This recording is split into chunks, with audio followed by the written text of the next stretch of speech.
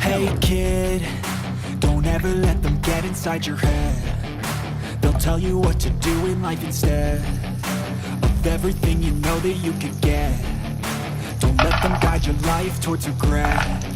I'll fight for what I love with every breath. My past is filled with things I won't forget. I use them all to push me to my best. So treat the worst of times just like a test.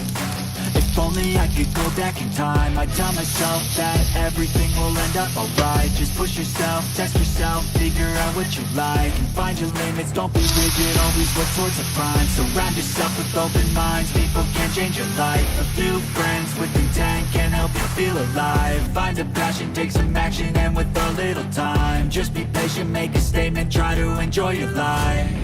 They'll try to kick you while you're down.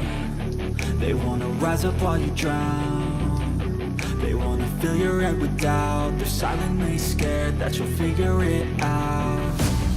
I'll make it look like I'm losing, won't bother hiding my bruises. And when they finally think you're wounded, then it's your chance to be ruthless.